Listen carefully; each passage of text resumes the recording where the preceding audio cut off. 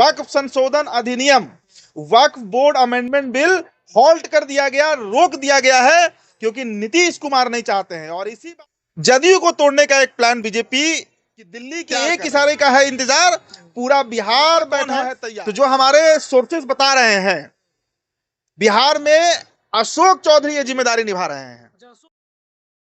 महाराष्ट्र में शपथ होगा और इधर आप देखिएगा उसके 24 से 48 घंटे के अंदर में बिहार में भी एक बड़ा तख्ता पलट का खबर मिल सकता है। नमस्कार दर्शकों, स्वागत है आप सभी का हमारे चैनल पर। बड़ी खबर लेकर आप सभी दर्शकों के बीच हम हाजिर हुए हैं। दिल्ली से एक बड़ी खबर ये आ रही है कि अमित शाह ने ये ठान लिया है कि येन केन प्रकरण 272 सांसदों को जुटा लेना है, क्योंकि इस वक्त नरेंद्र मोदी को पूर्ण रूप से बहुमत में साबित कराकर मजबूत करना है भारतीय जनता पार्टी को। क्यों?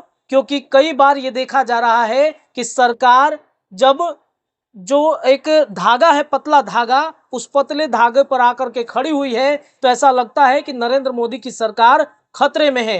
लेकिन नरेंद्र मोदी को खतरा से निकालने के लिए अमित शाह सामने आ गए हैं। क्या बड़ी खबर है, हमारे सहयोगी बताएंगे। जबरदस्त खबर है। उदीप जी, क्या लग रहा है, अमित शाह का क्या प्लान चल रहा है दिल्ली में? देखिए, लोकसभा में इस शीतकालीन सत्र में जी अमित शाह ने ऐलान कर दिया था और पूरी तरीके से डिटरमिन्ड थे कि जो वक्फ बोर्ड संशोधन अधिनियम है, जी अमेंडमेंट बिल था, उसे लाना है और लाना सिर्फ नहीं है, पारित भी करा लेना है। अच्छा, अब इसके लिए ज्वाइंट पार्लियामेंट्री कमेटी भी बनी थी। बिल्कुल बिल्कुल। लेकिन अब बीजेपी नीतीश कुमार के दबाव में उस बिल को ठंडे बस्ते में डाल दी। ये सबसे बड़ी खबर है। और बहुत आप इस बात को जान लीजिए कि ये बिल बीजेपी पारित नहीं कराने जा रही है। और सिर्फ इस सत्र का मामला नहीं है, ये जो बजट सत्र होगा फरवरी के महीने में, जो एनुअल बजट होता है, बिल्कुल बिल्कुल, उस सत्र में भी ये बिल नहीं पारित होने जा रहा है, लाया ही नहीं जाएगा।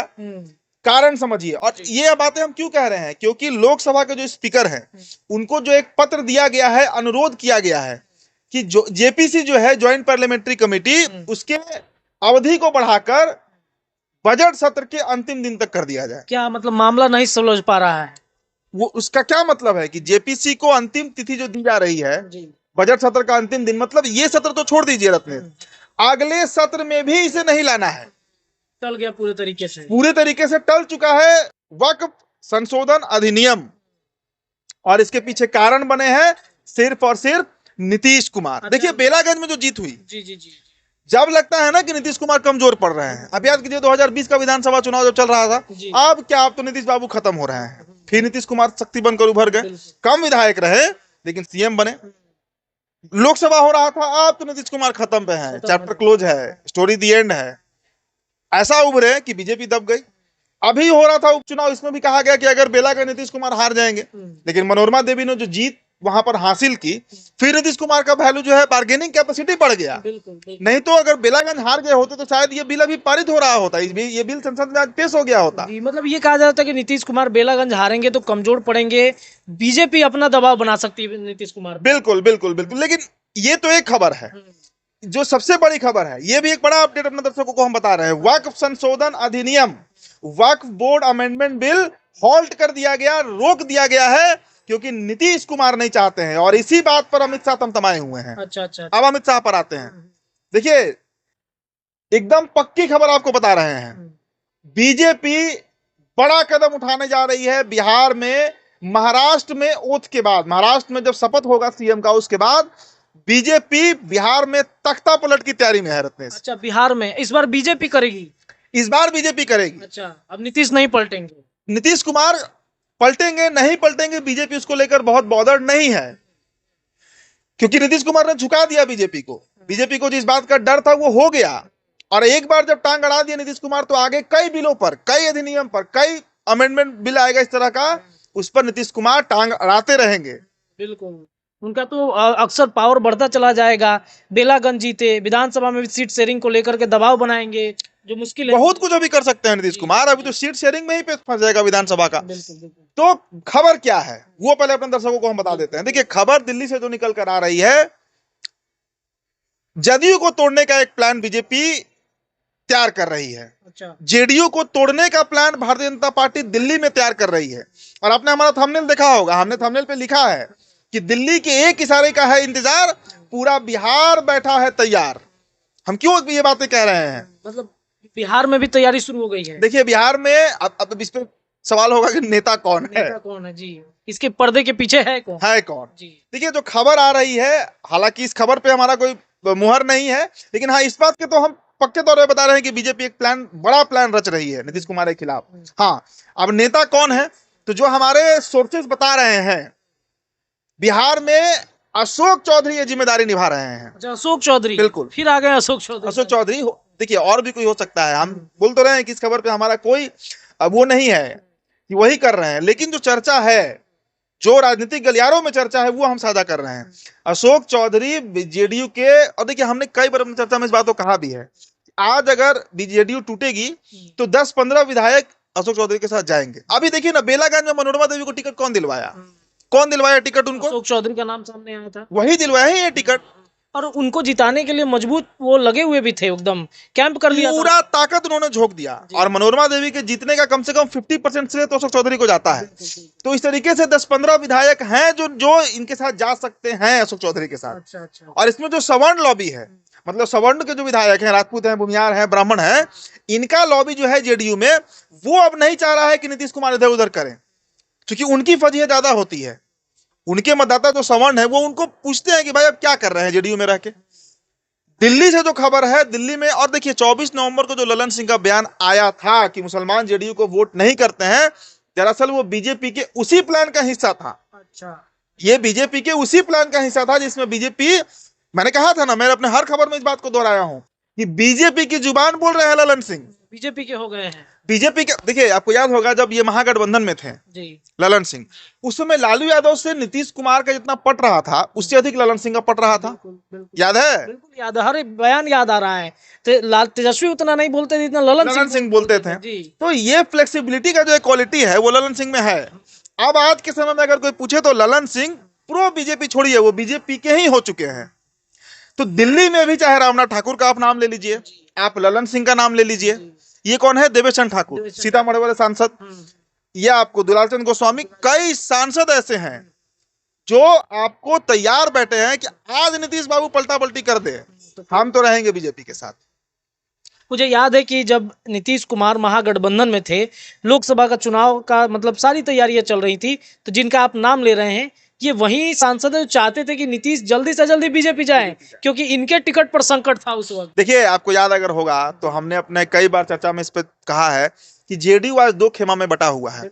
एक खेमा है जो चाहता है कि बीजेपी के साथ नीतीश कुमार परमानेंट रहे, और एक खेमा है जो आज भी इस फिराक में है कि कब नीतीश कुमार का मन बदले और हम महागठबंधन में चले जाएं।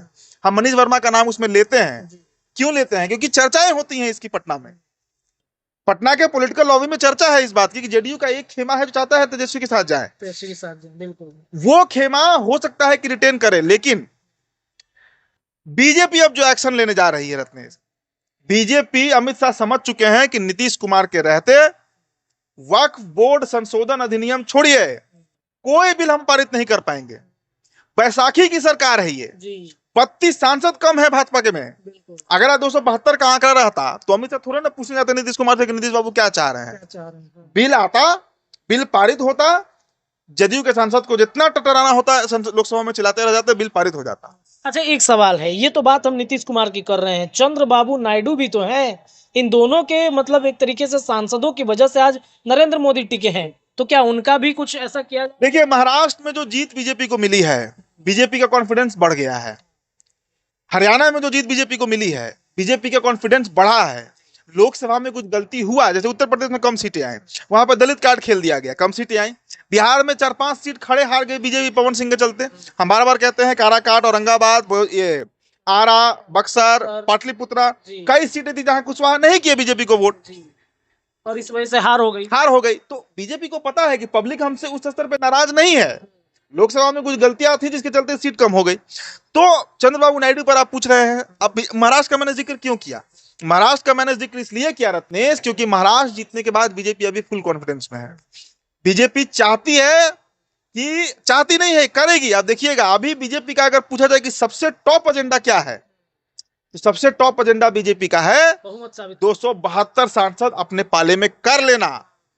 बिना किसी नीतीश और नायडू के सहमति के। मतलब अगर कोई बिल पास करना हो तो 272 सांसद हमारे साथ हों, उसमें नीतीश और नायडू नाक अपना नहीं घुसा पाए। ये टॉप एजेंडा है बीजेपी का। मतलब नीतीश के एक इशारे ने बिगाड़ा है खेल। अब देखिए एक बात और बता दे रहे हैं, एक और खबर, एक और अपडेट अपने दर्शकों को दे देते हैं। महाराष्ट्र में शपथ ग्रहण होने जा रहा है। पूरी उम्मीद है कि वहां पर देवेंद्र फडणवीस ही शपथ लेंगे, मतलब बीजेपी का ही सरकार बनने जा रहा है। और कल ही मैंने अपने चर्चा में कहा था कि बीजेपी जो है वो इस बात को लेकर बहुत पीड़ित है, दुखी रहती है कि वैसे राज्य जहां पे उसके कम सीट भी हैं गठबंधन के साथी से, तब भी वहां वो अपना सीएम बना लेती है। अब बिहार में तो भाई दुगना है विधायक, उसके बावजूद भी नीतीश कुमार है। तो महाराष्ट्र में शपथ होगा और इधर आप देखिएगा उसके 24 से 48 घंटे के अंदर में बिहार में भी एक बड़ा तख्ता पलट का खबर मिल सकता है। अच्छा, पूरी संभावना है, पूरी उम्मीद है, इस बात से हम इनकार नहीं कर सकते हैं। विधायक दल की बैठक बुलाई गई थी कल देर रात्रि ही बीजेपी की तरफ से, क्या जदयू के भी विधायक टूट रहे हैं?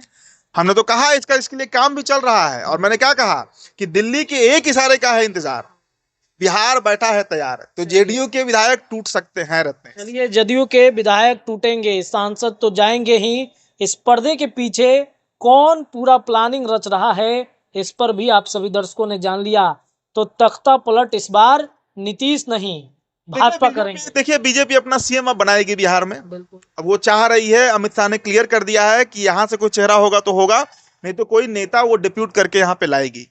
लेकिन अब सीएम नीतीश कुमार तो बर्दाश्त बीजेपी को अब नहीं होने जा रहे हैं। चलिए देखिए, तो ये बड़ी जानकारी थी जो दिल्ली से निकल के आई थी। हमारे सहयोगी ने बताया आपको कि क्या चल रहा है देश भर की राजनीति में, बिहार को लेकर के क्या चल रहा है।